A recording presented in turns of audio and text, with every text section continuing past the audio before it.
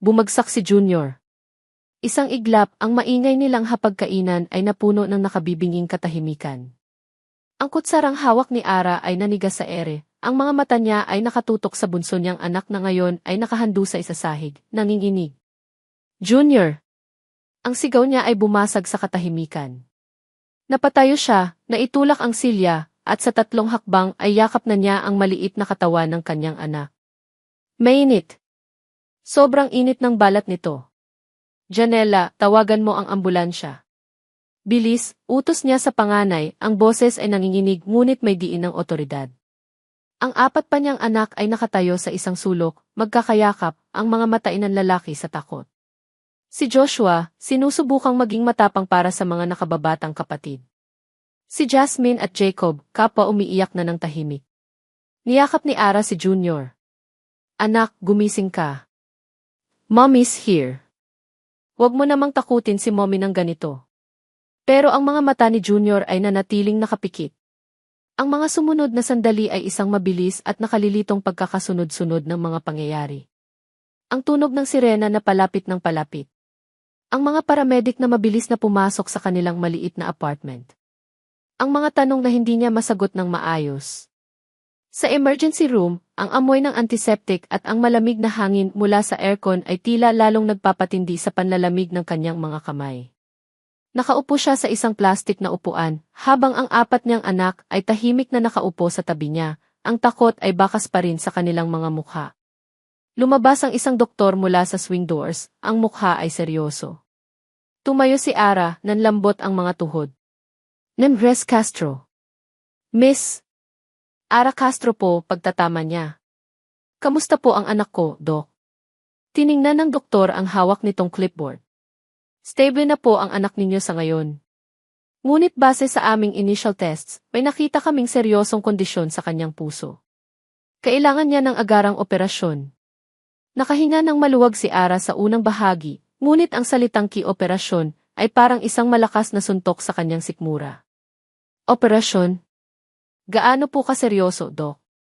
It's a life-saving procedure. Kailangan nating gawin sa lalong madaling panahon. Nag-angat ng tingin ang doktor, ang mga mata nito ay malamig at walang emosyon. Kailangan ninyong makapag-deposit ng paunang bayad para sa operasyon. Mga kalahating milyon. Kalahating milyon. Parang huminto ang mundo ni Ara. Ang mga ingay sa paligid niya ay biglang nawala. Kalahating milyon. Saan siya kukuha ng ganoong kalaking pera? Ang sahod niya bilang public school teacher ay sapat lang para sa upa, pagkain, at mga pangunahing pangangailangan nilang mag-iina. Wala po akong ganoong kalaking pera, Doc, halos pabulong niyang sabi. Ma'am, maintindihan niyo po sana. Patakaran po ng ospital, sabi ng doktor bago tumalikod at pumasok muli sa mga pintong iyon, iniwan si Ara na nakatayo, tulala at parang binibiyak ang dibdib. Napaupo siya muli. Ang pag-asa na kanina inaramdaman niya ay biglang naglaho, napalitan ng isang itim na ulap ng desperasyon. Tiningnan niya ang kanyang mga anak. Ang kanilang mga mukha ay puno ng pag-aalala para sa kanilang kapatid at para sa kanya. Kailangan niyang maging matatag. Para sa kanila. Pero paano? Kinuha niya ang kanyang lumang cellphone. Binuksan niya ang kanyang phonebook. Ang mga pangalan ng ilang kaibigan, mga katrabaho, mga kamag-anak na alam niyang kapos din sa buhay. Tinawagan niya ang ilan sa kanila, nilunok ang kanyang pride, ngunit pare-pareho lang ang sagot. Pasensya. Kulang din sana makahanap ka ng paraan. Isinandal niya ang kanyang ulo sa malamig na pader ng ospital. Napapikit siya. At sa kanyang isipan, biglang bumalik ang isang alaala. Ang mukha ni Marco, ang ama ng 4 sa kanyang mga anak, na tumatawa ng mapakla. Tingnan mo ang sarili mo, Ara. Isang kahig, isang tuka. Hinding-hindi ka aahon sa hirap. Mag-isa ka lang. Tandaan mo yan. Kasabay ng alaalang iyon ang isang pangako na binitiwan niya sa sarili niya matapos siyang iwan ito. Hinding-hindi ako luluhod sa kahit sino. Hinding-hindi ako hihingi ng tulong. Kaya kong itaguyod ang mga anak ko ng mag-isa. Ngayon, ang pangakong iyon ay parang mga basag na bubog na tumutusok sa kanyang puso. Idinilat niya ang kanyang mga mata at tumingin sa salamin ng pinto ng Sa loob, nakahiga si Junior, napapalibutan ng mga tubo at makina. Ang kanyang maliit na anghel. Ang kanyang bunso. Hindi. Hindi siya pwedeng sumuko. Isusuko niya ang lahat, kahit ang kanyang pride, para sa buhay nito. Muli niyang kinuha ang kanyang cellphone. Dahan-dahan niyang iniscroll ang kanyang mga kontak, lagpas sa mga pamilyar na pangalan, hanggang sa marating niya ang isang pangalan na matagal na niyang hindi tinitingnan. Isang pangalan na konektado sa isang nakaraang matagal na niyang kinalimutan. Isang pangalan na kumakatawan sa isang gabing puno ng kalungkutan at pagkakamali. Miguel Tan. Ang kanyang daliri ay nanginginig habang nakatapat sa pangalan nito. Sa'yo. Mayaman. Makapangyarihan. Ang eksaktong kabaligtaran ng kanyang mundo. 10 taon. 10 taon na silang hindi nag-uusap. Anong karapatan niyang bigla na lang tumawag at humingi ng tulong? Ngunit ang paghinga ni Junior na nakikita niya sa monitor sa loob ng AC ang nagbigay sa kanya ng lakas. Patawarin mo ako, anak, bulong niya sa kanyang isip. Pinindot niya ang call button. Ang bawat pagring ay parang isang martilyo na pumupukpok sa kanyang dibdib. Una, baka hindi niya sagutin. Pangalawa, baka pinalitan na niya ang numero. Pangatlo, baka ibaba niya lang kapag narinig ang boses niya. At sa ika-4 na ring tumigil ito. Isang sandali ng katahimikan. Tapos isang boses. Isang boses na malalim, pamilyar, ngunit ngayon ay may bigat ng kapangyarihan at panahon. Ara! Is that you? Project Century is projected third quarter returns are down 7%, sir. Ang boses ng kanyang Chief Financial Officer ay isang matinis na tunog sa loob ng nagielong katahimikan ng boardroom ng Infinity Corp. Nakaupo si Miguel sa dulo ng isang mahabang mesa na gawa sa mahogany. Ang mga mata niya ay nakatutok sa mga numero sa malaking screen, ngunit ang isip niya ay nasa ibang lugar. Pagod na siya. Pagod na siyang makinig sa mga problemang kayang ayusin ng pera. Reallocate the marketing budget from Project Nova. I want a more aggressive digital campaign, malamig niyang sagot, hindi inaalis ang tingin sa screen. Narinig niya ang paggalaw ng mga papel, ang pagsang-ayon ng mga miyembro ng board. Ito ang kanyang mundo, isang laro ng mga numero, porsyento, at mga proyektong may mga pangalan ng bituin. Isang mundong kontrolado at walang puwang para sa emosyon. Biglang nag-vibrate ang kanyang cellphone na nakapatong sa mesa. Isang unregistered number. Karaniwan, hindi niya ito pinapansin, lalo na kapag nasa kalagitnaan ng isang mahalagang pulong. Ngunit ngayon, may kung anong nag-udyok sa kanya na tingnan ito. Isang lumang contact na nakasave pa rin pala sa kanyang phonebook. Ara Castro. Para siyang kinuryente. Ara. Biglang bumalik ang lahat ng alaala, ang tawa nito noong kolehiyo, ang kinang sa mga mata nito kapag nagsasalita tungkol sa pangarap nitong maging guro, ang amoy ng kanyang buhok sa nag-iisang gabing iyon. Agad niyang pinindot ang answer button. Hello. Ang boses sa kabilang linya ay basag, halos hindi niya makilala. Puno ng pag-aalinlangan at desperasyon. May Miguel. Tumayo si Miguel. Lahat ng tingin sa boardroom ay napunta sa kanya. Ang kanyang CV ay natigil sa kalagitnaan ng pagsasalita. Ara. Anong nangyari? Tanong niya, ang boses ay biglang naging seryoso. Wala na siyang pakialam sa mga numerong nasa screen. Narinig niya ang mga hikbi, ang mga salitang putol-putol. Hospital. Anak. Operasyon. Pera. Saan kang ospital? Putol niya sa sinasabi nito. Walang pag-aalinlangan. Papunta na ako. Hindi na niya hinintay ang sagot nito. Ibinaba niya ang tawag at kinuha ang kanyang coat. Sir, tanong ng kanyang sekretarya, naguguluhan. Cancel all the meetings for the rest of the day, sabi ni Miguel, ang boses ay matigas at hindi tumatanggap ng pagtutol. Naglakad siya palabas ng boardroom, iniwan ang mga miyembro ng board na nakatingin sa kanya ng may pagtataka. Habang nagmamaneho papunta sa ospital, ang mga kamay niya ay mahigpit na nakahawak sa manibela. Ang pamilyar na pakiramdam ay muling bumabalik, isang mabigat na bato sa kanyang dibdib. Pagkakasala. Ito ang parehong pakiramdam na dinadala niya sa loob ng 10 taon. Ang pagkakasala sa hindi niya pagtawag kay Ara kinabukasan matapos ang gabing iyon. Ang pagkakasala sa pagpili niya sa mas madaling daan ang pag-iwas. Iniisip niya na sa paglipas ng panahon, maglalaho rin iyon. Pero hindi. Nanatili ito, nakatago sa isang sulok ng kanyang kamalayan, naghihintay ng tamang pagkakataon para muling magpakita. At ngayon, heto na. Isang tawag mula kay Ara, isang boses na puno ng sakit. At alam niya, sa kaibuturan ng kanyang puso, na kailangan niyang gawin ang lahat para maibsan ang sarili niyang bigat. Nakita niya si Ara sa lobby ng emergency room. Nakaupo ito sa isang sulok, napapaligiran ng 4 na bata, ang mukha ay mas maputla kaysa sa puting pader ng ospital. Ang dating sigla sa mga mata nito ay napalitan ng pagod at pag-aalala. Mas payat ito ngayon, at ang bigat ng mundo ay tila nakapasan sa mga balikat nito. Dahan-dahan siyang lumapit. Naramdaman nito ang kanyang presensya at nag-angat ito ng tingin. Sa mga mata nito, nakita niya ang isang halo ng pasasalamat at hiya. Miguel, sabi nito sa mahinang boses. Nasaan ang doktor? Ako nang kakausap, sabi niya, sinisikap na kontrolin ang sitwasyon, tulad ng ginagawa niya sa kanyang kumpanya. Iyon lang ang alam niyang paraan. Ayusin ang problema.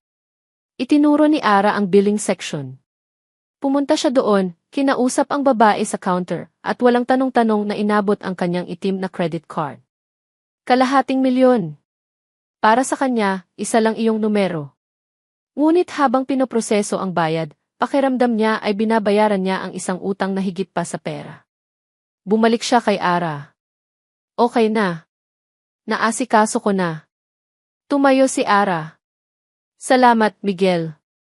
Hindi ko alam kung paano di. Kalimutan mo na iyon, putol niya. Ayaw niyang marinig ang pasasalamat. Lalo lang nitong ipinapamukha sa kanya ang kanyang pagkukulang. Itinuro ng isang nurse kung saan ang ifi. Sumunod siya kay Ara. Mula sa salaming bintana, nakita niya ang isang maliit na bata na nakahiga sa kama, may mga nakakabit na tubo sa katawan. Si Junior. Ang anak ni Ara. Habang nakatingin siya sa bata, isang kakaibang damdamin ang gumapang sa kanya. Isang halo ng awa at isang hindi maipaliwanag na koneksyon.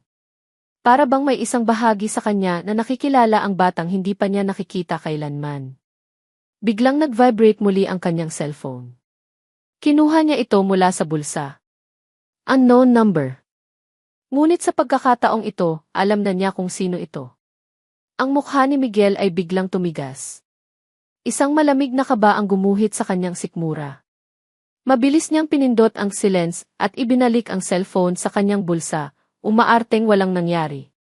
Ibinalik niya ang kanyang tingin kay Ara, na nakatingin na pala sa kanya, ang mga mata ay puno ng tanong. Ngunit bago pa ito makapagsalita, inunahan na niya. Magiging maayos din ang lahat, Ara. Tumingin si Ara sa kanya, ang mga mata nito ay nanlalim sa pagod at pag-aalala. Ngunit sa likod ng lahat ng iyon, may bakas ng isang matibay na pader na hindi basta-basta magigiba. Ang parehong pader na nakita niya noon pa. Nakita ni Miguel ang pagbabago sa mukha ni Ara. Mula sa pagiging mahina at desperada kanina, ngayon ay may unti-unting pagbabalik ng lakas, o marahil ng pride. Ang pride na laging daladala ni Ara na parang isang kalasag. Humakbang ito palapit sa kanya, ngunit may distansya pa rin sa pagitan nila. Salamat, Miguel, ulit nito, at sa pagkakataong ito, mas buo na ang boses. Utang ko sa'yo ang buhay ng anak ko. Akmang magsasalita si Miguel para sabihing hindi niya kailangang isipin iyon, ngunit nagpatuloy si Ara, at ang mga salita nito ay tumatak sa hangin na namamagitan sa kanila. Babayaran kita. Napatitig si Miguel. Ang sinseridad sa boses nito ay hindi maikakaila. Kahit anong mangyari, dagdag ni Ara, ang bawat salita ay may bigat. Hindi ko alam kung paano o kung kailan, pero tinitiyak ko sa'yo, Miguel. Babayaran kita. Bawat sentimo. Sa isang iglap, nawala ang tsihi ng Infinity Corp. Nawala ang taong kayang maglabas ng kalahating milyon na parang barya lang. Ang kaharap ni Ara ngayon ay si Miguel, ang dating kaibigan na nakakakilala sa kanya. At sa sandaling iyon, alam niya na ang pagtatalo ay walang silbi. Ang pagtanggi niya ay isang insulto sa dignidad na sinusubukan nitong buuin muli. Napabuntong hininga na lang siya at dahan-dahang tumango. Ang mahalaga ngayon ay si Junior, sabi niya sa mahinang boses. Magpagaling siya. Tumingin si Ara sa salamin ng AC sa natutulog na mukha ng kanyang anak.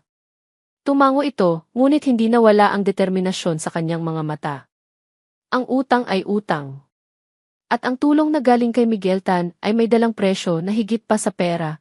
Ito ang presyo ng kanyang kalayaan at ng kanyang pride, isang bagay na ipinaglaban niya ng napakatagal. At para sa kanya, iyon ang utang na pinakamahirap bayaran. Naging matagumpay ang operasyon ni Junior.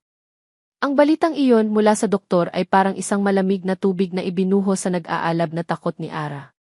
Sa wakas, makakahinga na siya ng maluwag. Ngunit ang paghingang iyon ay mababaw at panandalian lamang. Dahil habang pinapanood niya si Miguel na kausapin ang mga nurse, habang inaasikaso nito ang lahat ng papeles, isang panibagong alalahanin ang namuo sa kanyang dibdib. Isang alalahanin na may pangalang Miguel Tan. Inihatid sila ni Miguel pauwi sa kanyang mamahaling sasakyan. Ang amoy ng leather sa loob ay kabaligtaran ng amoy ng pawis at alikabok na sanay si Ara. Ang apat niyang anak ay tahimik sa likod, marahil ay namamangha sa sasakyan o marahil ay pagod na sa maghapong puno ng tensyon. Si Ara naman ay nakaupo sa tabi ni Miguel, nakatingin sa labas ng bintana, ngunit wala siyang makita kundi ang refleksyon ng kanyang sarili, isang babaeng pagod at ngayon ay may malaking utang na loob. Nang huminto ang sasakyan sa harap ng kanilang maliit na apartment, hindi kaagad bumaba si Ara. Nahihiya siya. Nahihiyang ipakita sa lalaking ito ang mundo niya, isang mundong masikip, luma, at puno ng kakulangan. Ngunit si Miguel, tila hindi napapansin ang kanyang pag-aalinlangan, ang siyang unang bumaba at pinagbuksan siya ng pinto. "Let's get the kids inside. They need to rest," sabi nito sa mahinahong boses. Walang nagawa si Ara kundi ang tumango. Ang apartment niya ay tila lalong lumiit sa presensya ni Miguel. Bawat sulok, bawat gasgas sa sahig, bawat lumang gamit ay tila sumisigaw ng kahirapan. Inilapag ng mga bata ang kanilang mga gamit, at si Miguel ay nanatiling nakatayo malapit sa pinto, tila hindi alam kung saan ilulugar ang sarili. "Magluluto lang ako ng hapunan," sabi ni Ara, para lang may masabi, para lang makatakas sa nakakailang nakatahimikan. Habang naghihiwa siya ng bawang at sibuyas sa maliit niyang kusina, pasulyap-sulyap siya sa sala. Nakita niya si Miguel na lumuhod para maging kapantay ni Joshua, ang 9 na taong gulang niyang anak.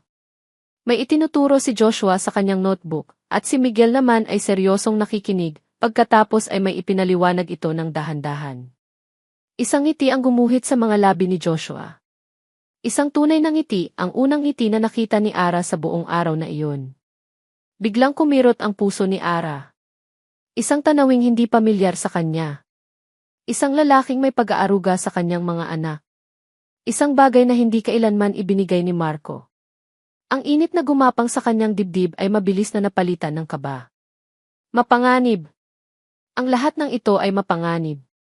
"Mommy, ang bango ng adobo," sigaw ni Jasmine. "Malapit na itong maluto, anak," sagot niya. "Sir Miguel, gusto niyo po bang kumain dito?" tanong ng inosenteng bata kay Miguel. Narinig ni Ara ang mahinang tawa ni Miguel. "Of course. I would love that." Napapikit si Ara. Hindi ito ang plano. Ang plano ay magpapasalamat siya, hihingi ng paumanhin at hahayaan itong umalis.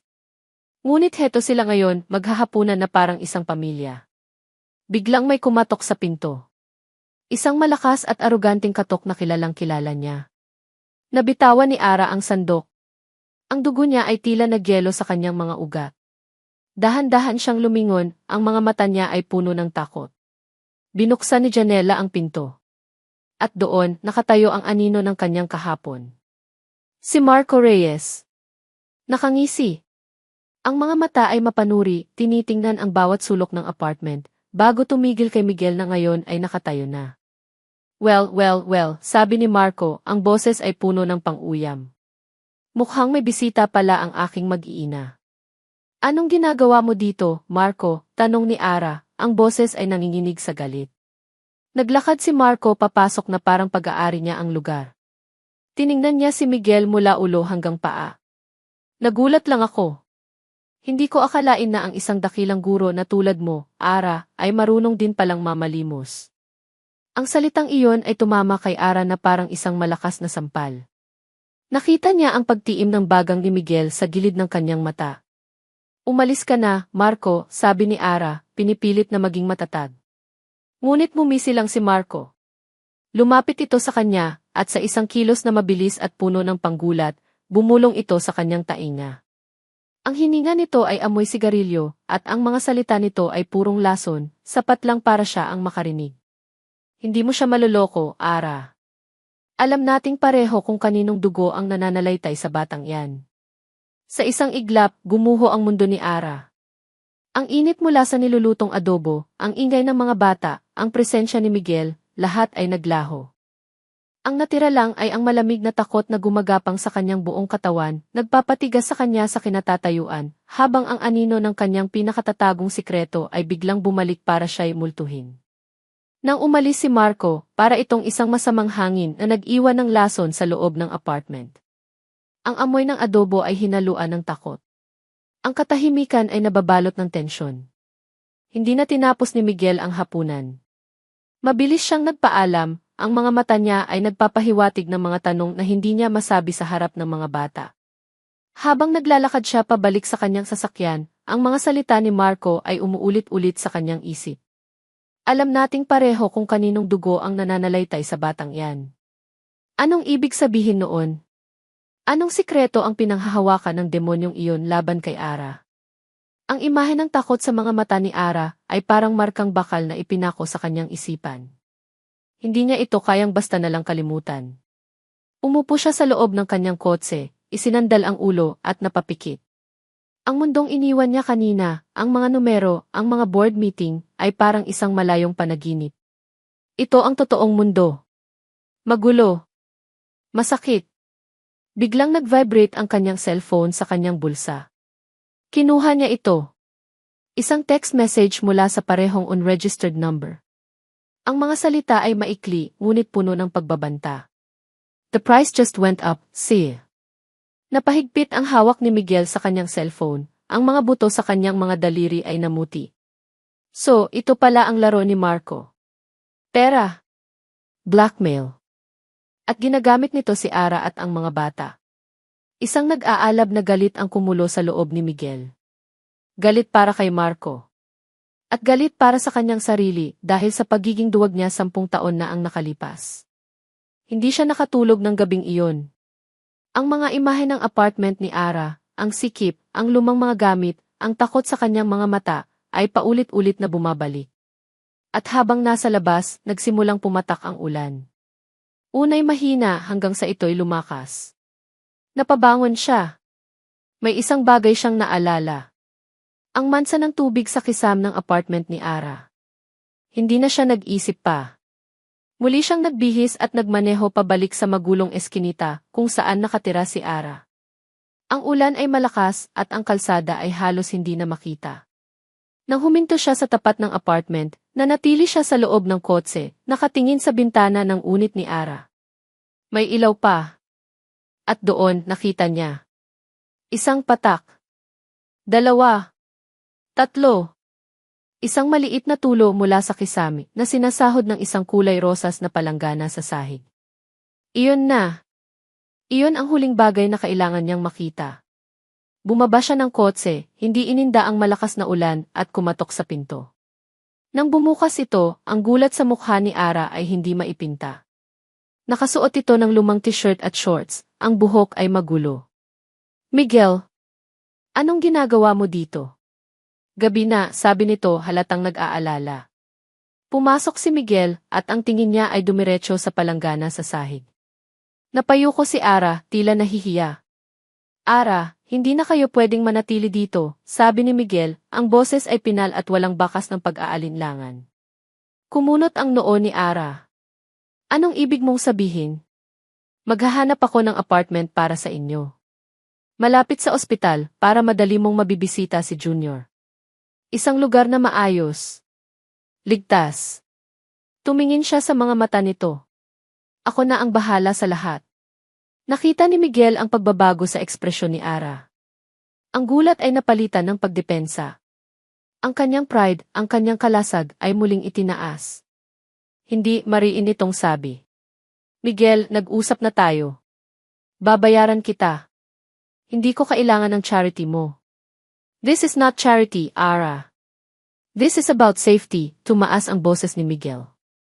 Nakita mo ang ginawa ni Marco kanina. Hindi ligtas ang mga bata dito.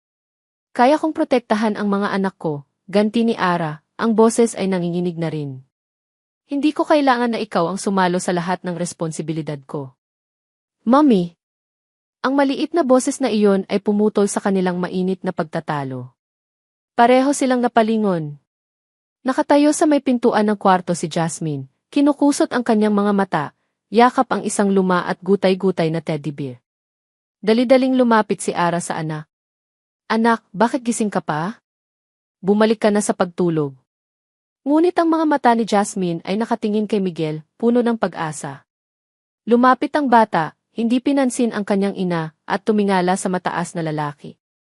Sir, sabi nito sa mahinang boses na halos hindi marinig sa lakas ng ulan. Please help mommy. Natahimik si Miguel. Natahimik si Ara.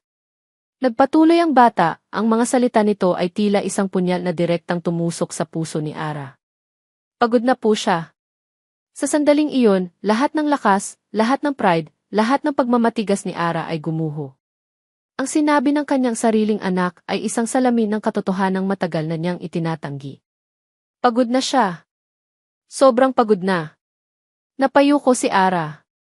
Tumingin siya sa apat niyang natutulog na anak sa loob ng maliit na kwarto. Tumingin siya sa tumutulong kisam. Tumingin siya sa mukha ni Miguel na ngayon ay puno ng pag-aalala. Nilunok niya ang bara sa kanyang lalamunan. Nilunok niya ang kanyang pride.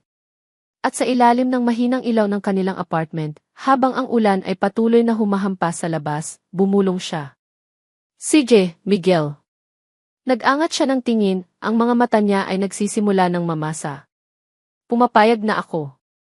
Ang bagong apartment ay parang isang panaginip.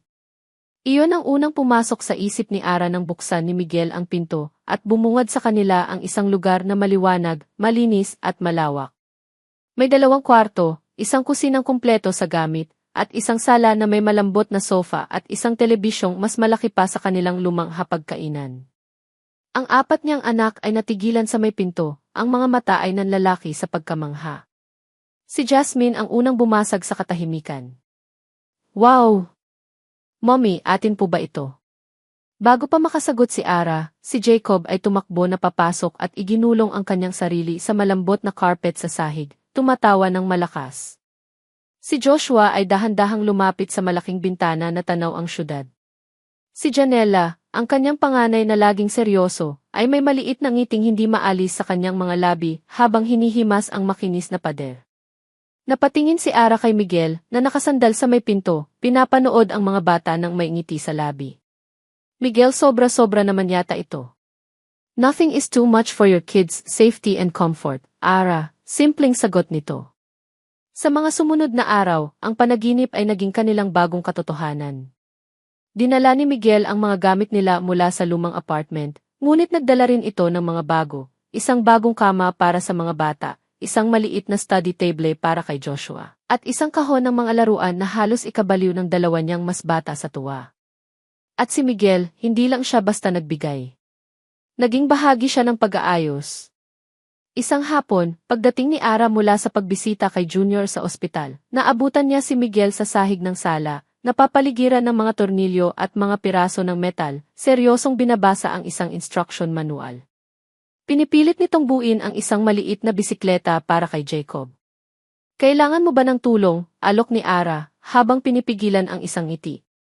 Ang makapangyarihang CEO ng Infinity Corp ay nahihirapan sa isang pambatang bisikleta. Tumingala si Miguel, may isang maliit na dumi ng grasa sa kanyang pisngi. I think I can handle this, sabi nito, ngunit ang kunot sa kanyang noo ay nagsasabi ng ibang kwento. Naupo si Ara sa sahig, hindi kalayuan sa kanya, at nagsimulang tulungan itong intindihin ang mga instruksyon. Sa loob ng 1 oras, nagtutulungan sila, ang kanilang mga kamay ay paminsan-minsang nagkakadikit, ang kanilang mga tawa ay naghahalo sa hangin. Nang sa wakas ay nabuo nila ang bisikleta, ang saya sa mga mata ni Miguel ay kasing wagas ng saya na nakita niya sa kanyang mga anak. Sa mga sandaling iyon, nakakalimutan ni Ara na may utang siya sa lalaking ito. Nakakalimutan niya ang kanilang nakaraan. Ang nakikita lang niya ay isang mabuting tao na nagbibigay ng kagalakan sa kanyang pamilya. Isang gabi, habang nagluluto siya ng sinigang, lumapit si Miguel. Mukhang masarap yan, sabi nito. Paborito kasi ni Joshua, sagot ni Ara.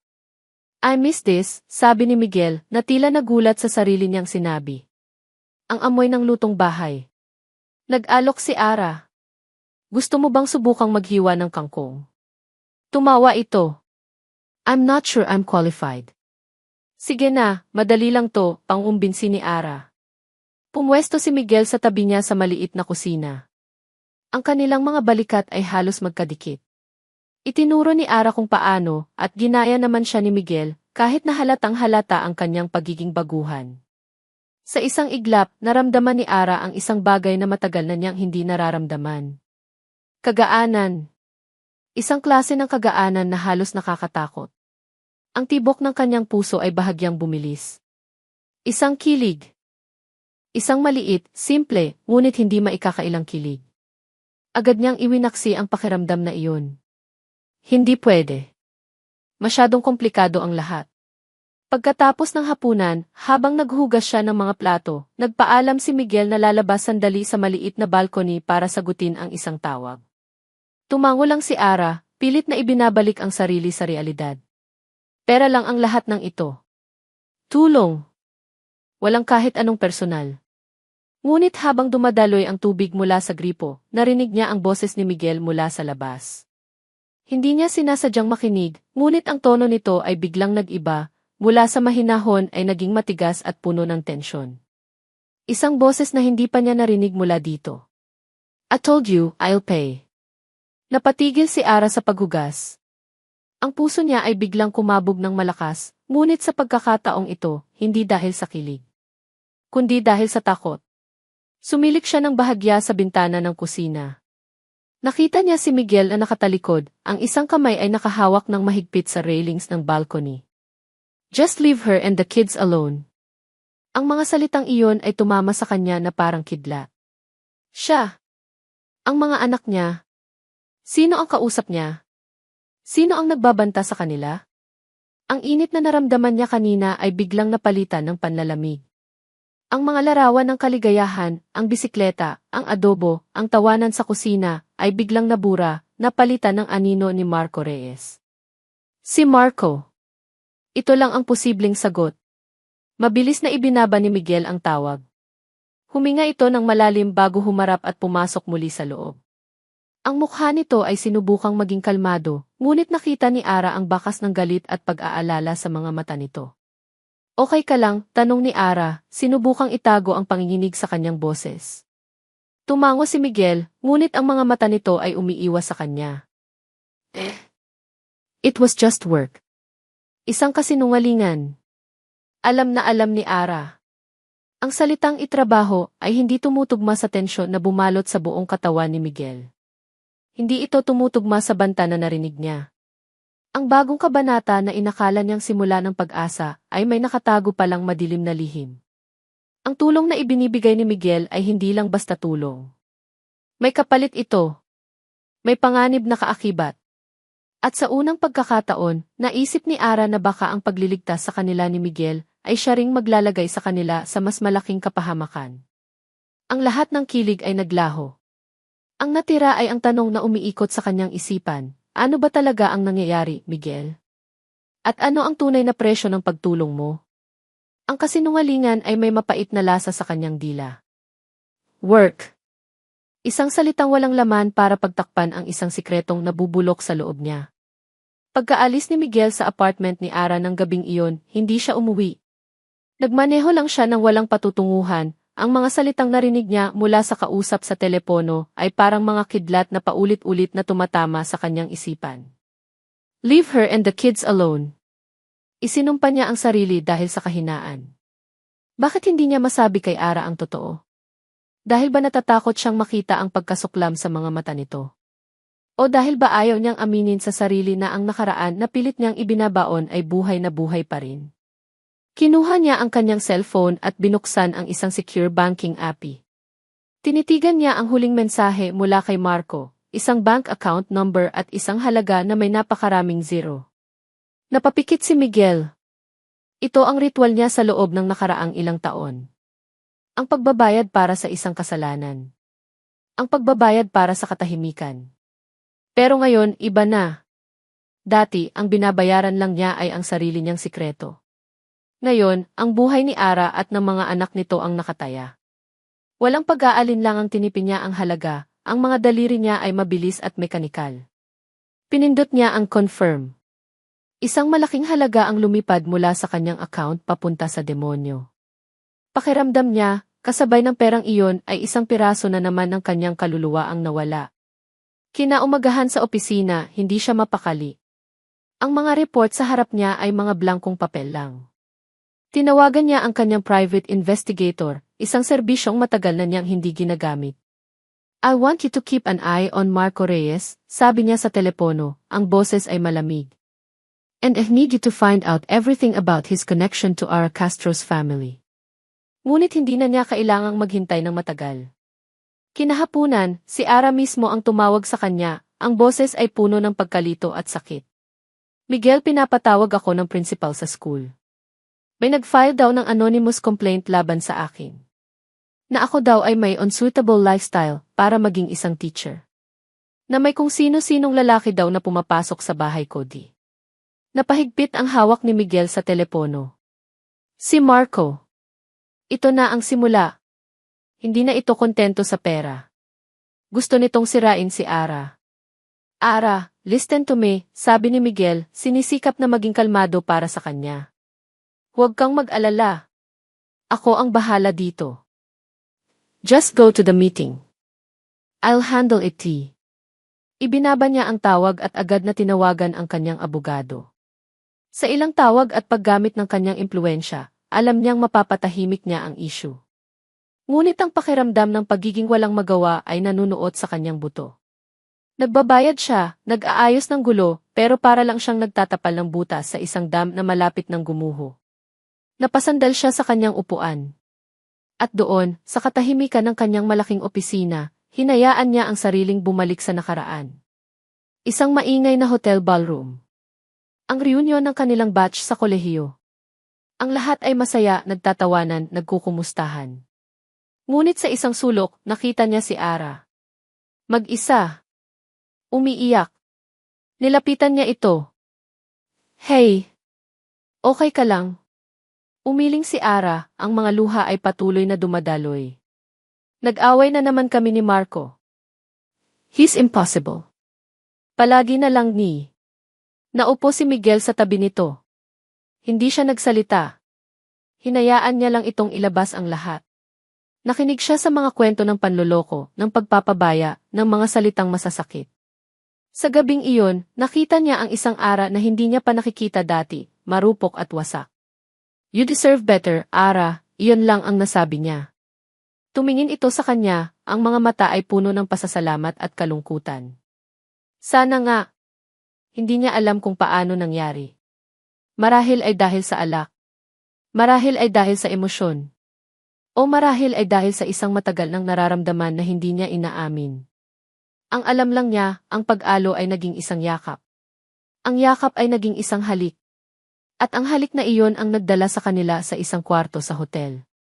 Isang gabi. Isang pagkakamali na pinagsisihan niya kinabukasan, hindi dahil sa nangyari, kundi dahil sa naging duwag siya. Sa halip na harapin si Ara, umiwas siya. Bumalik ito kay Marco. At hindi na sila muling nag-usap. Idinilat ni Miguel ang kanyang mga mata. Ang pagsisisi ay kasing sariwa pa rin ang dati. Hindi niya kayang mag-concentrate sa trabaho. Nagpaalam siya ng maaga at nagtungo sa isang lugar kung saan niya nararamdaman ang isang kakaibang kapayapaan nitong mga nakaraang araw. Ang ospital. Pumunta siya sa recovery room ni Junior. Mula sa salamin, pinanood niya ang bata na ngayon ay gising na at nakikipaglaro sa isang nurse. May isang bagay sa ngiti ng bata na kumukurot sa kanyang puso. Lumabas ang nurse, may dalang maliit na clipboard. Ngumiti ito kay Miguel. Sir Miguel. Buti po dumalaw kayo. Tuwang-tuwa po si Junior kapag nandito kayo. Ngumiti si Miguel. Kamusta na siya? He's a strong kid. Mabilis ang recovery niya, sabi ng nurse. Ay, sir, pwede po bang pakihawak saglit? May kukunin lang ako sa loob. Inabot ng nurse ang clipboard kay Miguel. Otomatiko niya itong kinuha, ang mga mata niya ay nasa bata pa rin. Habang naghihintay, napatingin siya sa papel na nasa clipboard. Isang medical chart. Ang mga detalye ay teknikal at hindi niya maintindihan. Ngunit isang linya ang kumuha ng kanyang atensyon. Isang simpleng linya na may dalawang salita. Blood type. At sa tabi nito, dalawang karakter na tila huminto sa pag-ikot ng mundo. Ang ingay ng ospital ay biglang nawala. Ang tanging naririnig niya ay ang dumadagundong na tibok ng sarili niyang puso. Oh! Isang bihirang blood type. Isang napakabihirang blood type. Ang kanyang blood type. Naging kakaiba si Miguel pagkatapos ng gabing iyon. Ang mga dating madalas na pagbisita ay naging bihira. Ang mga dating mahahabang tawag sa telepono ay naging maikling text message na may isang salita lang na sagot. Okay. Fine. Busy. Naramdaman ni Ara ang unti-unting panlalamig at para itong isang yelo na dahan-dahang gumagapang sa kanyang puso. Ano ang nangyari? May nagawa ba siyang mali? O baka naman nagsasawa na siya? Ang huling isiping iyon ang pinakamasakit. Baka napagtanto na ni Miguel ang bigat ng responsibilidad na pinasok niya. Baka nagsasawa na siyang maging tagasalo sa mga problema ng isang babaeng may 5 anak. Sinubukan niyang tawagan si Miguel isang hapon para lang kumustahin. Ngunit hindi ito sumagot. Nag-text siya. Miguel, okay ka lang? May problema ba? Pagkalipas ng 1 oras, isang malamig na reply ang dumating. We need to talk. At isa pang text. The Daily Grind Cave. In an hour. Napahigpit ang hawak ni Ara sa kanyang cellphone. Ang kaba ay biglang kumalat sa kanyang dibdib. Hindi ito ang Miguel na nakilala niya sa mga nakaraang linggo. Ito ang Sisi. Malamig. Formal. Malayo. Nag-iwan siya ng bilin kay Janela at dali-daling umalis. Habang nasa biyahe, ang isip niya ay puno ng mga tanong. Sisingilin na ba siya nito? Sasabihin na ba nitong hindi na niya kayang tumulong? Ang bawat posibilidad ay mas masakit kaysa sa nauna. Nauna siyang dumating sa coffee shop. Isang tahimik na lugar na may amoy ng kape at tinapay. Pinili niya ang isang mesa sa sulok. Bawat minuto ng paghihintay ay parang 1 oras. Dumating si Miguel. Nakasuot ito ng isang mamahaling suit, ang buhok ay maayos na nakasuklay, ngunit ang kanyang mukha ay parang isang maskara na walang emosyon. Hindi siya ngumiti. Miguel, bati ni Ara, sinubukang ngumiti. Umupo ito sa tapat niya, hindi man lang inalis ang tingin sa kanya. Ang mga mata nito, na dati puno ng init at pag-aalala, ay ngayon ay malamig na parang yelo. Walang paligoy-ligoy. Inilapag ni Miguel ang isang folder sa mesa at dahan-dahan itong itinulak palapit sa kanya. Ano to? Tanong ni Ara, ang boses ay nanginginig. Buksan mo, utos ni Miguel, ang boses ay mababa at matigas. Nanginginig ang mga kamay ni Ara habang binubuksan ang folder. Sa loob, isang papel. Isang photocopy ng medical chart ni Junior. Ang mga mata niya ay mabilis na naglakbay sa mga salita at numero na hindi niya maintindihan hanggang sa tumigil ito sa isang linya. Blood type, O. Ang hangin ay biglang nawala sa kanyang mga baga. Ang puso niya ay tumigil sa pagtibok. Parang gumuho ang sahig ng coffee shop at nahuhulog siya sa isang madilim at walang katapusang bangin. Nag-angat siya ng tingin kay Miguel. Ang mga mata niya ay naghahanap ng kahit anong senyales, kahit anong paliwanag. Ngunit ang nakita lang niya ay isang malamig na kumpirmasyon. Alam ko ang blood type mo, Ara. Alam ko rin ang blood type ni Marco. Imposible, sabi ni Miguel, ang bawat salita ay parang isang matulis na patalim. Pero alam mo kung sino pa ang may ganyang blood type. Hindi na kailangang sagutin ni Ara. Ang katahimikan na bumalot sa kanila ay isang malakas na pag-amin. Ang mga luha na kanina pa niya pinipigilan ay nagsimula ng bumagsak. Isa-isa. Mabilis. Ang mga pader na itinayo niya sa paligid ng kanyang sikreto sa loob ng 5 taon ay gumuho sa isang iglap.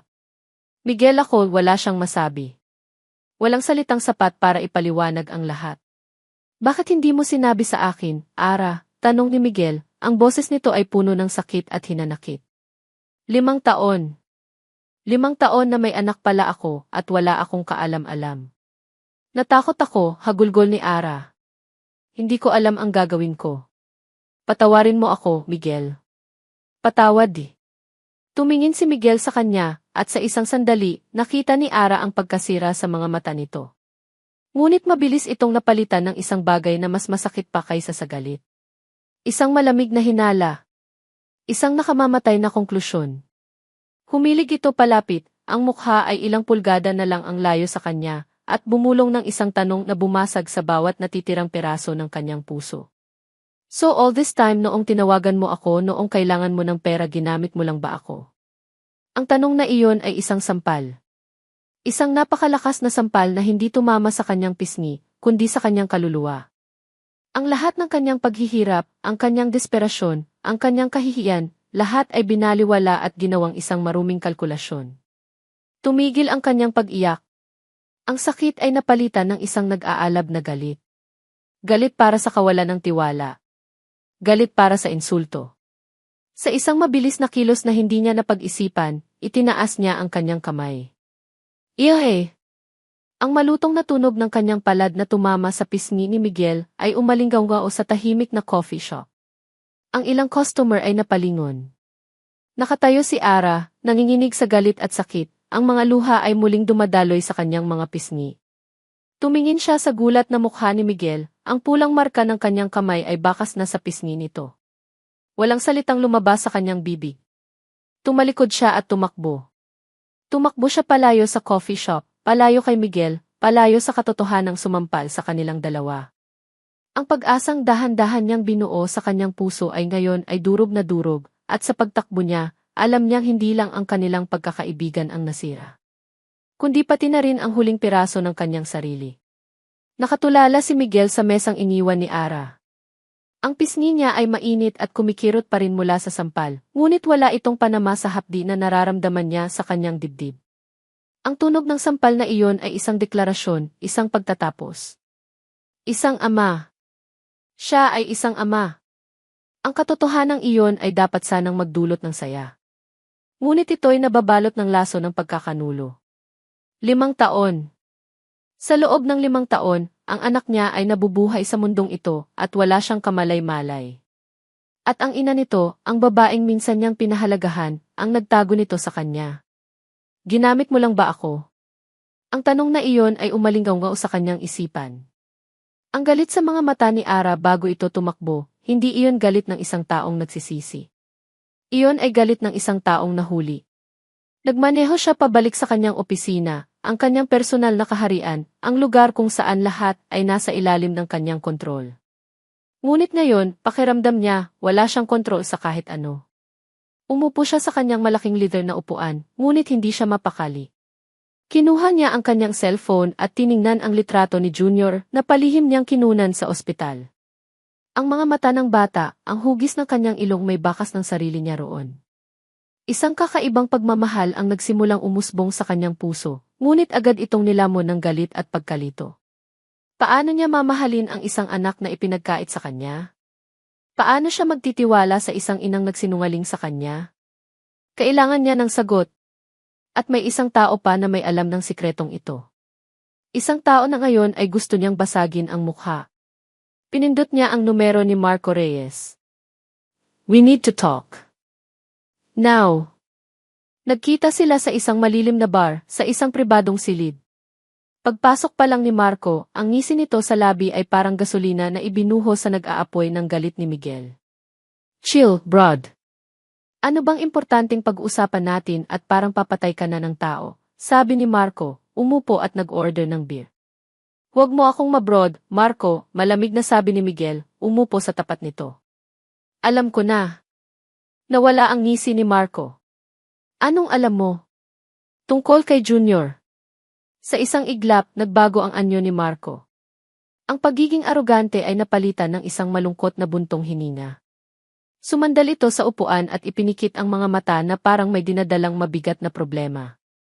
Isang napakagaling na aktor. So sinabi na niya sa'yo, sabi ni Marco sa mahinang boses, puno ng pagkadismaya. I knew this would happen. Kumunot ang noo ni Miguel. Anong ibig mong sabihin? Miguel, matagal ko nang gustong sabihin sa'yo. Maniwala ka, sabi ni Marco, ang boses ay puno ng sinseridad na halos paniwalaan ni Miguel. Pero pinakiusapan ako ni Ara. Lumuhod siya sa harap ko, nagmakaawa na huwag sabihin kahit kanino. Lalo na sa'yo. Bakit? Tanong ni Miguel, ang galit ay napapalitan ng pagkalito. Dahil natakot siya. Noong una, akala ko sa akin ang bata. Kaya tinanggap ko, pinalaki ko. Pero habang lumalaki, nakikita ko na hindi sa akin nagmana. At doon niya inamin sa akin ang lahat. Ang tungkol sa inyo. Huminto si Marco, tila naghahanap ng tamang salita. Gusto niyang itago ang bata, Miguel. Ayaw niyang masira ang buhay mo, ang reputasyon mo. At ayaw niyang isipin ng mga tao na ginagamit ka lang niya. Ang bawat salita ni Marco ay perpektong tumutugma sa mga takot at hinala na nasa isip na ni Miguel. Pinapalabas ni Marco na si Ara ang kontrabida, ang taong puno ng kalkulasyon. At ang pera, tanong ni Miguel, ang boses ay matigas. Ang perang hinihingi mo sa akin. Muling bumuntong hininga si Marco. Iyon ang kasunduan namin ni Ara. Paraan niya para hindi ka direktang hingan. Ibibigay mo sa akin, ibibigay ko sa kanya. Para hindi siya mukhang kawawa. Pride, Miguel. Alam mo naman si Ara, napakataas ng pride. Isang napakatalinong kasinungalingan. Isang kwentong ginagawang biktima si Marco, isang tagapagtanggol ng sikreto, habang si Ara ang ginagawang mapanlinlang na babae. Napatayo si Miguel, ang isip niya ay lalong gumulo. Hindi niya na alam kung ano ang paniniwalaan. Umalis siya sa bar na walang paalam, iniwan si Marco na may isang lihim na ngiti ng tagumpay sa kanyang mga labi. Pagbalik sa kotse, sinubukan niyang tawagan si Ara. Kailangan niyang marinig ang panig nito. Kailangan niya ng kahit anong salita na magpapabulaan sa mga sinabi ni Marco. Ngunit ang tawag niya ay dumiretso sa voicemail. Tumawag siya ulit. Voicemail. Ang bawat hindi nasagot na tawag ay parang isang ladrilyo na idinadagdag sa pader ng hinala na itinayo ni Marco sa pagitan nila. Bumalik siya sa kanyang opisina, pagod at talunan. At sa ibabaw ng kanyang makintab na mesa, may isang bagay na wala roon kanina. Isang malaking brown na sobre. Walang pangalan. Walang address. Kinakabahan, binuksan niya ito. Sa loob, isang serye ng mga litrato. Mga litratong kinunan mula sa malayo. Si Ara, habang naglalakad papasok sa bagong apartment. Ang mga bata, habang naglalaro sa maliit na parke sa tapat ng building. At si Junior, sa bintana ng kanyang silid sa ospital. Nanginig ang mga kamay ni Miguel. Ang mga litrato ay parang kuha ng isang stalker. Sa ilalim ng mga litrato, may isa pang papel. Nakasulat dito, sa malalaking letra na ginupit mula sa magazine. Your perfect family seeks disappear overnight. Yohai EQ. Ang apat na sulok ng apartment na dati simbolo ng pag-asa ay naging isang kulungan. Hindi na sinasagot ni Ara ang mga tawag ni Miguel. Hindi na rin siya nagre-reply sa mga text nito. Paano niya harapin ang lalaking tingin sa kanya ay isang manggagamit? Paano niya ipapaliwanag ang isang sikretong itinago niya sa loob ng 5 taon sa isang taong ang tingin sa kanya ay puno ng pagdududa? Ang sakit ng sampal na ibinigay niya kay Miguel ay bumalik sa kanya ng 100 beses. Hindi dahil sa pagsisisi, kundi dahil sa sakit na dulot ng mga salita nito. Ginamit mo lang ba ako? Ang tanong na iyon ay isang lason na kumalat sa bawat ugat niya, pinapatay ang bawat magandang alaala na nabuo nila sa mga nakaraang linggo. Ang pag-aalala nito, ang mga ngiti, ang tulong sa assignment ni Joshua, ang pagbuo ng bisikleta, lahat ba iyon ay tiningnan niya bilang parte ng isang masamang plano? Hindi. Hindi na niya kaya. Isang gabi, habang mahimbing na natutulog ang kanyang mga anak, gumawa siya ng desisyon. Aalis sila. Babalik sila sa dati nilang buhay, kahit gaano pa ito kahirap. Mas gugustuhin niyang harapin ang kahirapan ng may dignidad kaysa manatili sa isang magandang kulungan na puno ng kahihiyan at maling akala. Sinimulan niyang mag-empake. Dahan-dahan. Tahimik. Ang bawat damit ng mga bata na kanyang tinitiklop ay parang isang piraso ng kanyang pusong pinipiga. Ang mga bagong laruan na ibinigay ni Miguel ay hindi niya magawang isama. Iniwan niya ang mga iyon sa isang sulok, parang mga monumento ng isang kaligayahang hindi pala para sa kanila. Habang nag-aayos, nakita niya ang isang sobre sa ilalim ng kanyang unan. Isang sobre na naglalaman ng perang ibinibigay sa kanya ni Miguel linggo-linggo para sa kanilang mga gastusin. Kinuha niya ang lahat ng natira, inilagay sa sobre, at ipinatong sa mesa sa sala. Naupo siya at nagsimulang magsulat ng isang liham. Ang mga kamay niya ay nanginginig. Miguel, salamat sa lahat. Salamat sa pagligtas mo sa buhay ng anak ko. Hindi ko iyon malilimutan kailanman. Patawarin mo ako kung hindi ko sinabi sa iyo ang totoo. Natakot ako. Pero maniwala ka sana, hindi ko kailanman binalak na gamitin ka. Ang pagtawag ko sa iyo ay isang desperadong hakbang ng isang ina, hindi ng isang oportunista. Hindi ko nahihilingin na maniwala ka, dahil alam kong nasira ko na ang tiwala mo. Ang tanging magagawa ko na lang ay ang umalis. Ito ang susi ng apartment. Ito na rin ang huling beses na guguluhin ko ang buhay mo. Huwag kang mag-alala, babayaran kita. Sa tamang panahon. Ara. Pinunasan niya ang isang butil ng luha na pumatak sa papel. Tiniklop niya ito at inilagay sa tabi ng sobre ng pera at ng susi. Tapos na. Ito na ang katapusan. Samantala, sa kabilang panig ng lungsod, sa pinakamataas na palapag ng Infinity Corp Tower, isang digital na bomba ang sumabog. Isang email. Mula sa isang anonymous na source, ipinadala ito sa lahat ng miyembro ng Board of Directors, sa mga pinakamalalaking investor, at sa ilang piling mamamahayag. Ang subject, The Dirty Little Secret of Say Miguel Tan. Sa loob, isang detalyadong kwento. Isang kwento ng isang makapangyarihang sihi na nagkaroon ng anak sa labas. Isang kwento ng pananahimik na binili ng pera. Isang kwento na sinusuportahan ng mga attachment. Isang kopya ng birth certificate ni Junior, mga litrato ni Miguel na pumapasok sa apartment ni Ara, at isang kopya ng bank transaction na nagpapakita ng malaking halagang inilipat ni Miguel sa isang account na nakapangalan kay Marco Reyes. Ang huling piraso ng ebidensya ay ang pinakatuso sa lahat. Pinapalabas nito na si Marco ay kasabwat sa pagtatago, isang taong binayaran para manahimik. Ang telepono ni Miguel ay nagsimulang magring ng walang tigil. Ang una ay mula sa chairman ng board. Ang boses nito ay puno ng galit at pagkadismaya. Miguel, what the hell is this? Anong kaguluhan ito? Pinag-uusapan na tayo sa buong financial community. Sumunod ang tawag mula sa kanyang legal team. Mula sa kanyang AP head. Ang bawat tawag ay isang martilyo na pumupukpok sa pundasyon ng lahat ng kanyang pinaghirapan. Ang kanyang kumpanya, ang kanyang pangalan, ang kanyang legasiya, lahat ay nasa bingit ng pagguho. Napatayo si Miguel, ang isip niya ay blanko. Si Marco. Ang demonyong iyon. Ginamit nito ang lahat laban sa kanya. Ngunit sa gitna ng lahat ng kaguluhan, isang pangalan lang ang nasa isip niya. Ara. Hindi niya alam kung bakit, pero kailangan niya itong makita. Hindi para sisihin. Kundi para hindi niya alam. Kailangan niya lang. Hindi na niya sinagot ang mga sumusunod na tawag. Kinuha niya ang susi ng kanyang kotse at tumakbo palabas ng opisina. Ang mga sigaw ng kanyang sekretarya ay hindi na niya pinansin. Nagmaneho siya na parang hinahabol ng demonyo, lumilipad sa mga kalsada ng Maynila, patungo sa apartment. Hingal na hingal siyang umakyat sa hagdanan. Kinatok niya ang pinto. Walang sagot. Kinatok niya ulit mas malakas. Ara! Ara, buksan mo to.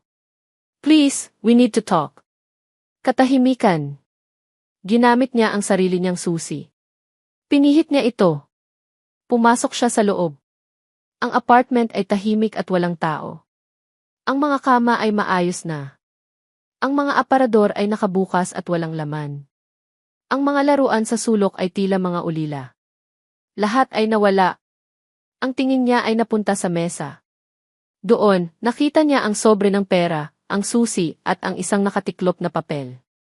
Ang liham ni Ara. Binuksan niya ito, ang mga kamay ay nanginginig. Habang binabasa niya ang mga salita, ang bawat pangungusap ay parang isang suntok sa kanyang sikmura. Ang galit at hinala na nararamdaman niya kanina ay biglang napalitan ng isang napakalalim na pagsisisi. Kasabay noon, ang kanyang cellphone ay muling nag-vibrate. Isa pang tawag mula sa chairman. Sunod-sunod. Walang tigil. Nakatayo si Miguel sa gitna ng isang tahimik at walang lamang apartment, hawak ang isang liham ng pamamaalam, habang ang kanyang mundo sa labas ay gumuho. Wala na si Ara. Wala na ang mga bata. At malapit nang mawala ang kanyang kumpanya. Nasa kanya na ang lahat. Ngayon, sa isang iglap, lahat ay nawala. Ang katahimikan sa loob ng apartment ay mas nakakabingi kaysa sa walang tigil na pagring ng kanyang cellphone. Nakatayo si Miguel, hawak pa rin ang liham ni Ara. Ang mga salita nito, puno ng sakit, pride, at isang katapatan na binaliwala niya, ay parang mga nagbabagang uling na pumapaso sa kanyang mga kamay. Patawarin mo ako kung hindi ko sinabi sa iyo ang totoo. Natakot ako. Hindi ko kailanman binalak na gamitin ka. Sa isang iglap, ang lahat ay naging malinaw. Ang mga kasinungalingan ni Marco, ang mga pagmamanipula nito, ang pader ng hinala na itinayo nito, lahat ay gumuho. Ang natira ay isang napakasakit na katotohanan, nagkamali siya. Nagpadala siya sa galit. At sa pagitan nilang dalawa ni Marco, si Ara at ang mga bata ang naipit. Tumigil sa pagring ang kanyang cellphone. Isang huling text ang pumasok mula sa chairman. Board meeting. Tomorrow. Shamgas, be there. Isang ultimatum. Hinayaan ni Miguel na mahulog ang cellphone mula sa kanyang kamay. Bumagsak ito sa sahig na may kasamang malakas na kalabog, ngunit hindi niya ito pinansin. Ang kanyang career. Ang kanyang kumpanya. Ang mga bagay na dati niyang itinuturing na pinakamahalaga sa mundo ay biglang nawalan ng kulay. Ano ang halaga ng isang imperyo kung mag-isa ka lang sa tuktok? Tiningnan niya ang perang iniwan ni Ara sa mesa. Tiningnan niya ang susi. Tiningnan niya ang sulat. At sa unang pagkakataon sa loob ng napakaraming taon, hindi ang isihi ng Infinity Corp ang nagdesisyon. Kundi si Miguel. Ang ama ni Junior. Isang bagay lang ang mahalaga ngayon, hanapin si Ara. Hanapin ang kanyang pamilya. Kinuha niya ang kanyang cellphone sa sahig at tinawagan ang nag-iisang tao na mapagkakatiwalaan niya ngayon. Ang kanyang private investigator. I need you to find Ara Castro and her kids, sabi ni Miguel. Ang boses ay kalmado ngunit may diin ng pagkaapurahan. They left the apartment. She probably went back to her old place, or maybe cheap motel. Find them. Now. And one more thing, huminto siya. Ang galit ay muling nag-init sa kanyang dugo. I need you to trace the source of that anonymous email. Every digital footprint. Everything. As don't care what it costs. Habang nagtatrabaho ang kanyang tao, pumunta si Miguel sa kanyang opisina. Ngunit hindi para ayusin ang gulo, kundi para maghanda sa gyera. Hinalungkat niya ang kanyang mga file, ang kanyang mga bank record, lahat ng transaksyon na ginawa niya para kay Marco sa loob ng mga taon. Bawat isa ay isang piraso ng ebidensya. Habang pinagsasama-sama niya ang mga ito, isang pattern ang nabuo. Isang pattern ng pangingikil. Isang pattern ng kasakiman. Kinabukasan, ilang oras bago ang board meeting, tumawag ang kanyang investigator. Nahanap na namin sila, sir. Ibinigay nito ang address. Isang luma at mumurahing motel sa isang magulong bahagi ng Maynila. Ang puso ni Miguel ay kumirot. Mula sa isang ligtas at komportableng apartment, bumalik na naman sila sa ganitong lugar. Dahil sa kanya. And sir, about the email, dagdag ng investigador. It was sent from the public Wi-Fi at the coffee shop. But we managed to pull the candid footage. It was Marco Reyes. Iyon na. Ang huling piraso na kailangan niya. Hindi na siya nag-aksaya ng oras. Nagmaneho siya papunta sa motel, ang mga dokumento na nagpapatunay sa krimen ni Marco ay nasa passenger seat. Ang kwarto ay nasa ikalawang palapag. Ang pasilyo ay madilim at amoy luma. Huminto siya sa tapat ng pinto at kumatok. Mahina lang. Ayaw niyang takutin ang mga bata. Ilang sandali bumukas ang pinto. Si Ara. Ang gulat sa kanyang mga mata ay mabilis na napalitan ng pagdepensa. Akmang isasara niya ang pinto, ngunit mabilis na iniharang ni Miguel ang kanyang kamay. Ara, please, sabi niya, ang boses ay puno ng pagsusumamo. 5 minuto. Just 5 minutes. Makinig ka sa akin. Nag-aalangan si Ara, ngunit nakita marahil nito ang desperasyon sa kanyang mga mata. Dahan-dahan nitong binuksan ang pinto. Ang kwarto ay masikip. Ang 5 bata ay natutulog sa 2 maliit na kama, magkakatabi. Ang eksena ay isang malakas na sampal sa mukha ni Miguel. Anong kailangan mo? Malamig na tanong ni Ara, nakatayo malapit sa pinto, handang itulak siya palabas anumang oras. Hindi na nagpaligoy-ligoy pa si Miguel. Ibinaba niya ang folder sa maliit na mesa. Ara, mali ako. Naging tanga ako. Nagpadala ako sa galit at sa mga kasinungalingan ng isang demonyo. Tumingin siya sa mga mata nito. Alam ko na ang lahat. Isa-isa niyang ipinaliwanag. Ang tungkol sa blackmail ni Marco na nagsimula pa noon. Ang mga pagbabanta. Ang perang ibinibigay niya hindi para sa katahimikan ni Ara, kundi para sa sarili niyang sikreto. At ang pinakahuli, ang email na ipinadala ni Marco para sirain silang dalawa. Ipinakita niya ang mga bank statement. Ang report mula sa investigator. Ang larawan ni Marco mula sa Kiki. Habang nagsasalita si Miguel, unti-unting nawala ang tigas sa mukha ni Ara. Ang pagdepensa ay napalitan ng pagkalito at pagkatapos ay ng pagkaunawa. Ang mga pader na itinayo nito sa paligid niya ay nagsimulang gumuho. Buong akala ko nagsimulang magsalita si Ara, ang boses ay basag. Na pinagdudahan kita? At iyon ang pinakamalaking pagkakamali ko, amin ni Miguel. Pero ngayon, Ara, hindi na ako tatakbo. Hindi na ako magtatago. Lalabanan ko siya. Pero hindi ko kayang gawin ito ng mag-isa. Lumapit siya. Sa unang pagkakataon, hindi umiwas si Ara. Tulungan mo ako, Ara. Harapin natin siya ng magkasama. Nakatitig lang si Ara sa kanya, ang mga mata ay puno ng luha. Ang galit na nararamdaman niya para kay Miguel ay napalitan ng awa para sa kanilang dalawa, 2 taong pinaglaruan ng iisang tao. Pagkatapos ng ilang sandali ng katahimikan, isang tanong ang lumabas sa kanyang bibig. Isang tanong na hindi na nagtatanong kung aalis ba siya, kundi kung paano sila lalaban. Anong plano mo? Ang plano ay simple, ngunit delikado. At ang bigat nito ay nakasalalay sa mga balikat ni Ara. Nasa loob sila ng isang van, nakaparada sa isang eskinita, malapit sa isang cave na napag-usapan nila ni Miguel. Sa tabi ni Ara ay isang police officer na maingat na ikinakabit ang isang maliit na wire sa ilalim ng kanyang damit. Si Miguel ay nakaupo sa tapat niya, ang mukha ay isang maskara ng pag-aalala at determinasyon. Sigurado ka ba dito, Ara? Tanong ni Miguel sa pangatlong beses, ang boses ay mababa. Tumingin si Ara sa kanyang mga mata. Sa unang pagkakataon, wala na ang pader sa pagitan nila. Ang nakita niya lang ay isang taong tunay na nag-aalala para sa kanya. Tumango siya. Kailangan na itong matapos. Hinawakan ni Miguel ang kanyang kamay. Malamig ito. Makinig ka. Kapag narinig ko na ang lahat ng kailangan namin, o kapag naramdaman mong nasa panganib ka, sabihin mo lang ang safe word. Pagod na ako. Understand? Ang mga salitang minsan nang sumira sa puso ni Ara ay ngayon ang magiging susi sa kanyang kalayaan. Tumango siya ulit. Pagod na ako. Good. We will be listening to everything. Hindi ka namin pababayaan, sabi ni Miguel, bago siya bumaling sa police officer. Ready. Huminga ng malalim si Ara at bumaba ng van.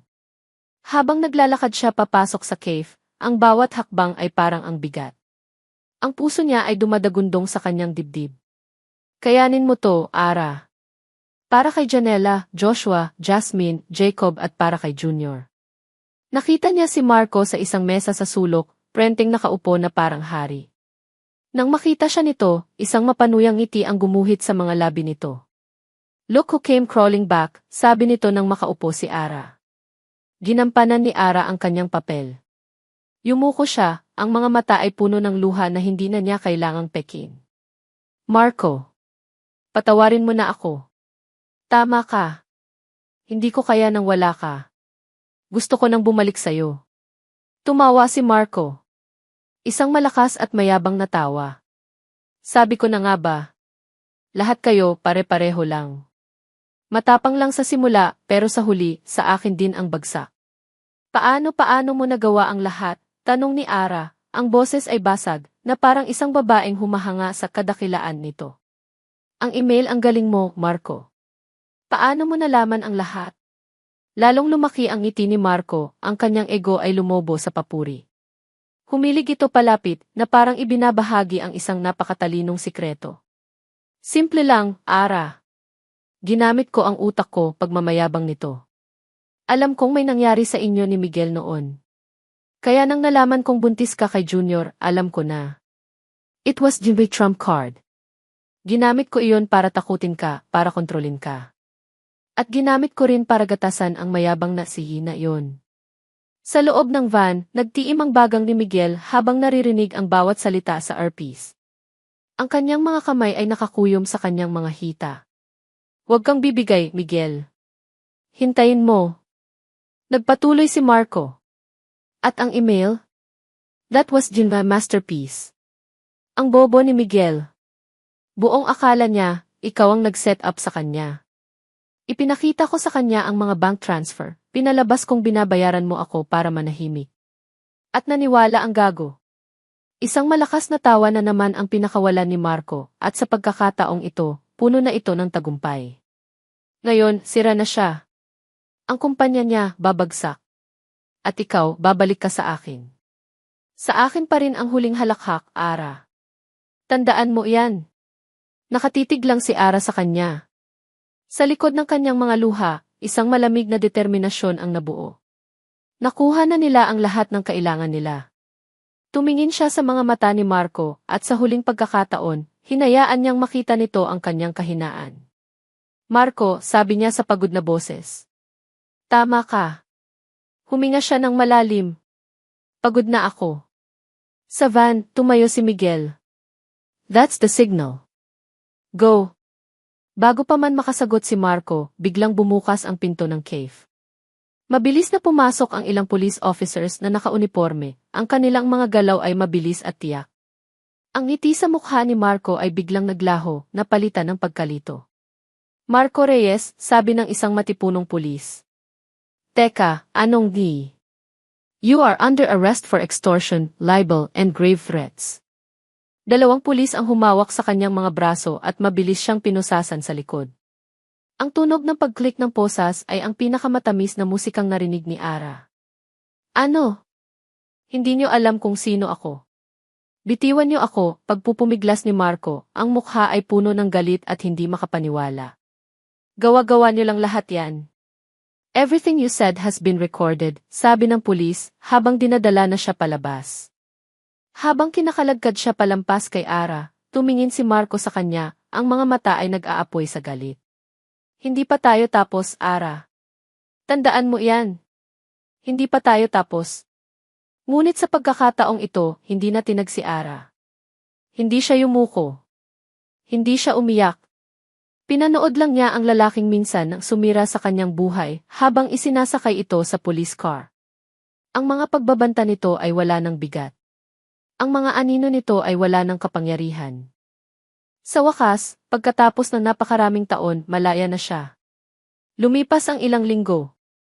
Ang ingay ng eskandalo ay unti-unting humupa, napalitan ng isang panibagong kwento, ang kwento ng katotohanan. Nahaharap si Marco Reyes sa mabibigat na kaso. Ang mga ebidensya laban sa kanya ay hindi matitinag. Ang kanyang huling halakhak ay naging isang mahabang pananahimik sa loob ng isang selda. Sa Infinity Corp, hinarap ni Miguel ang board of directors. Ngunit hindi bilang isang sihi na nagtatago, kundi bilang isang taong handang akuin ang kanyang mga pagkakamali. Inilahad niya ang lahat, nang walang bawas, nang walang pagtatakip. Ang tungkol sa kanyang anak, ang tungkol sa blackmail, ang tungkol sa kanyang takot na naging dahilan ng kanyang maling mga desisyon. Sa kanyang pagtataka, sa halip na pagkutya, ang natanggap niya ay respeto. Respeto para sa kanyang katapangan na harapin ang katotohanan. Nanatili siyang sihi, ngunit may isang bagay na nagbago sa kanya. Ang bigat sa kanyang dibdib na dala-dala niya ng 10 taon ay nawala na. Isang hapon, nakaupo si Ara sa sofa ng bagong apartment, ang parehong apartment na minsan na niyang tinalikuran. Katatapos lang niyang ibalik ang lahat ng kanilang gamit. Si Junior, na ngayon ay malusob na at nakalabas na ng ospital, ay masayang naglalaro sa sahig kasama ang kanyang mga kapatid. Ang tawanan nila ay musika sa kanyang pandinig. Dumating si Miguel, hindi na nakasuot ng mamahaling suit, kundi isang simpleng polo shirt at maong lang. Umupo ito sa tabi niya, nag-iiwan ng isang magalang na espasyo sa pagitan nila. Matagal silang natahimik, pinapanood lang ang mga bata. Ara, sabi ni Miguel, bumasag sa katahimikan. Gusto kong humingi ulit ng tawad. Tumingin si Ara sa kanya. Ako rin, Miguel. Patawarin mo ako sa hindi ko pagsasabi sa'yo. Naiintindihan ko na ngayon, sabi ni Miguel, ang boses ay puno ng sinseridad. Natakot ka. At hindi kita masisisi.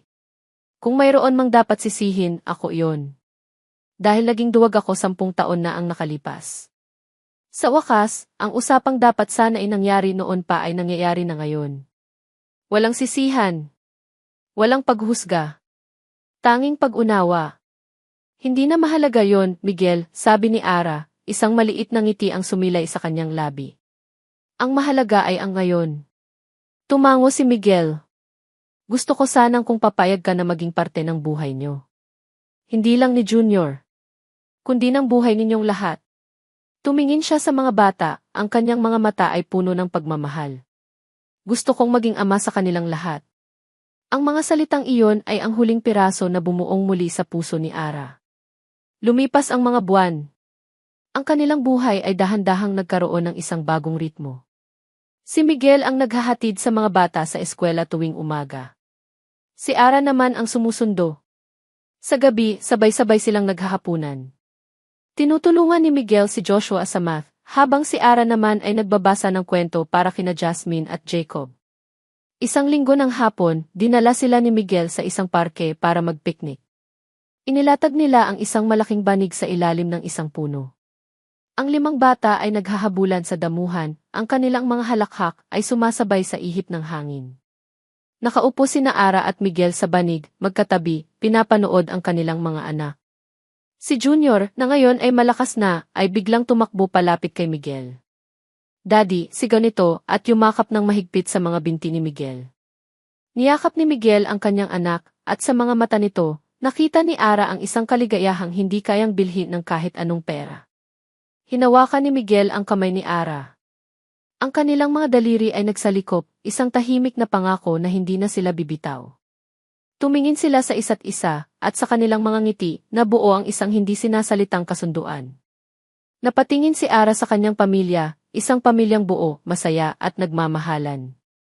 Ang aming pamilya ay hindi perpekto, sabi niya sa kanyang isip, habang pinapanood niya si Miguel na kilitiin si Junior. Ito'y binubuo ng mga basag na piraso. Ng mga pagkakamali at mga pagsisisi. Ngunit sa mga pirasong iyon, sa aming mga sugat at lamat, doon namin natagpuan ang isang pag-ibig na mas buo at mas matatag. At sa ilalim ng sikat ng araw, alam ni Ara na ito na ang simula ng kanilang bagong umaga. At dito nagtatapos ang kwento ni Ara at Miguel, isang kwentong isinulat sa mga pahina ng pag-asa at pagpapatawad. Sa bawat isa sa inyo na walang sawang sumubaybay sa bawat kabanata, mula sa kaibuturan ng aking puso, maraming salamat. Habang isinusulat ko ang kanilang paglalakbay, naramdaman ko ang bawat bighati ni Ara, ang bawat bigat na dinala ni Miguel, at ang bawat luhang pumatak para sa kanilang pamilya. Isang paalala na ang buhay ay hindi laging madali at ang puso ay sadyang marunong masaktan. Ngunit higit sa lahat, ang kwentong ito ay isang paalala na ang tunay na pag-ibig ay hindi tungkol sa paghahanap ng isang taong perpekto. Ito ay tungkol sa paghahanap ng tapang na maghilom, ng lakas na magpatawad, at ng pag-asa na bumuo ng isang buong kinabukasan mula sa mga basag na piraso ng nakaraan. Sana ay napulutan ninyo ng inspirasyon ang kanilang kwento. Ngayon, nais ko namang marinig ang inyong mga puso. Ano ang pinakapaborito ninyong bahagi ng kwento? Anong aral ang tumatak sa inyo? Huwag kayong mag-atubiling iwan ang inyong mga saloobin sa comment section sa ibaba. Muli, ang aking taos-pusong pasasalamat sa inyong paglalakbay kasama sina Ara at Miguel. Hanggang sa ating susunod na kwento.